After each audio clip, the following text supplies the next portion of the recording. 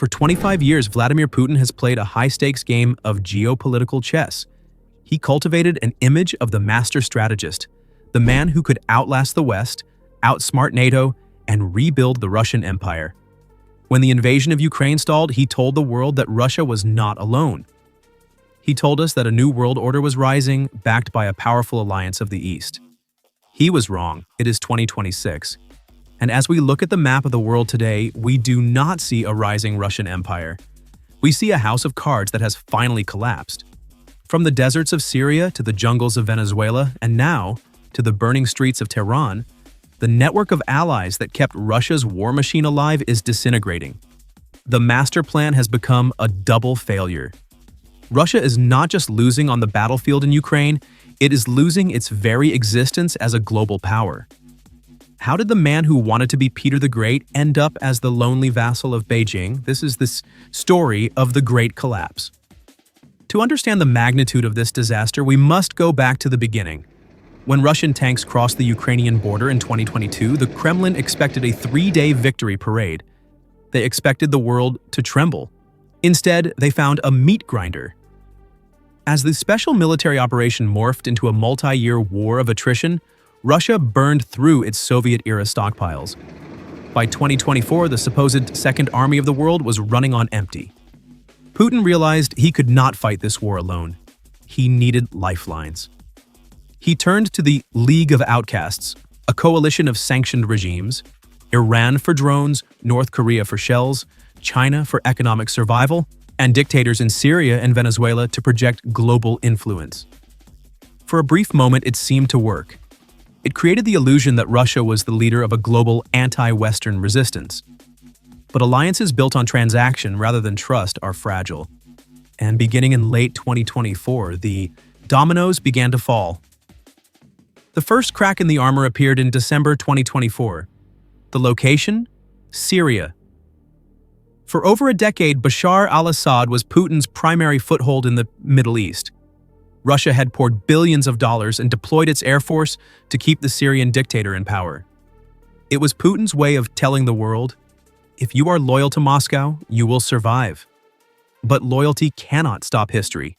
In a lightning-fast 11-day offensive, the Assad regime crumbled. 14 years of Russian investment evaporated in less than 2 weeks. When Assad fell, he didn't just take a regime down with him, he took Russia's reputation as a security guarantor. Putin, bogged down in the mud of the Donbass, was powerless to intervene. The world watched as Russia failed to save its oldest client state. But Putin dismissed it. He thought he could absorb the blow. He didn't know that the next blow would hit much closer to the United States. Fast forward to January 2026, the return of Donald Trump to the White House brought a new, aggressive doctrine to the Western Hemisphere.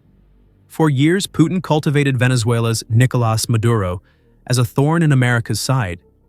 He sent bombers to Caracas, he promised protection. He even used Venezuela as leverage, a bargaining chip to threaten the West. But a bargaining chip is useless if you cannot back it up with force. On January 3, 2026, the United States called Putin's bluff. Following threats of a naval blockade, U.S. forces launched a precision campaign that dismantled the Maduro regime in hours. Moscow was silent. The Russian air defense systems deployed to Venezuela? Useless. The promises of protection? Empty. The fall of Maduro was a geopolitical earthquake. It exposed a harsh reality. Russia is no longer a global superpower capable of projecting force across the ocean. It is a regional nuisance barely able to defend its own borders, let alone its allies abroad. Syria and Venezuela were humiliating losses, but they were not fatal to the war in Ukraine. The events unfolding right now in Iran, however, this is the death blow. Iran was never just an ally, it was the factory floor of the Russian invasion. Since 2022, Tehran has supplied Moscow with thousands of Shahed drones and over $2.7 billion worth of ballistic missiles. These are the weapons that have terrorized Ukrainian cities and devastated power grids. Without them, Russia's ability to strike deep behind enemy lines virtually disappears. But today, the regime of Supreme Leader Ali Khamenei is facing its own extinction event. A revolution has engulfed the streets of Tehran. The logistics networks that funneled weapons to the Caspian Sea are being disrupted by strikes and civil unrest. Military analysts are calling this the oxygen cut. If the Ayatollahs fall, the supply chain breaks.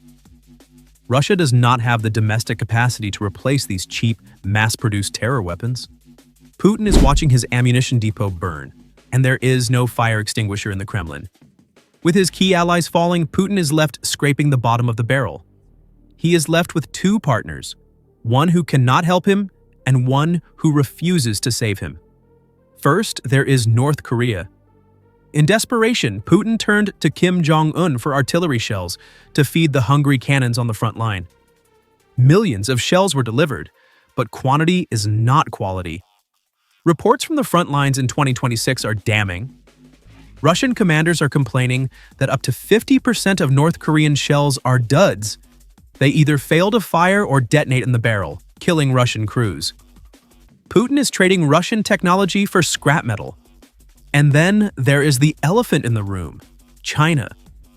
For years, pundits claimed that Xi Jinping and Vladimir Putin were forging an anti-Western axis.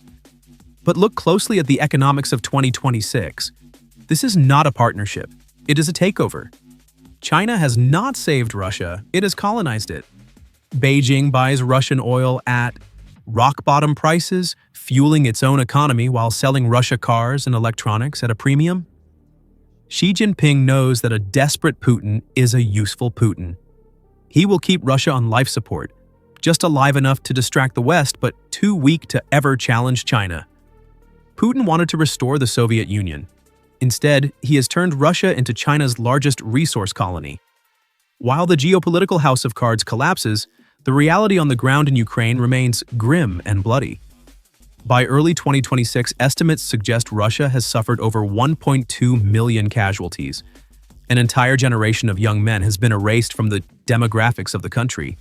The economy is overheating, cannibalized by military spending. And for what? Military analysts suggest that at the current rate of advance, measuring progress in meters rather than kilometers, it would take Russia until the year 2256 to fully conquer Ukraine. That is not a war plan. That is a national suicide pact. The surrender of thousands of Russian soldiers this month signals a breaking point in morale. They see what Putin refuses to admit. The drones are gone. The shells are duds. The allies are dead or detained. The emperor is naked. History will likely look back at this era not as the resurgence of Russia, but as its final unraveling. Vladimir Putin bet everything on the idea that the West was weak and that his authoritarian network was strong. But dictatorships are brittle. They look stable until the very moment they break. Syria is gone. Venezuela is lost. Iran is burning. And China is waiting to pick the bones of what remains. Russia is now fighting a 20th century war with 19th century tactics, hoping to survive in a 21st century world that has left it behind. The grand strategy has resulted in a lonely, isolated nation, armed with nothing but nuclear threats and faulty ammunition. The war in Ukraine may drag on, but the verdict of history is already in. Russia has lost its future.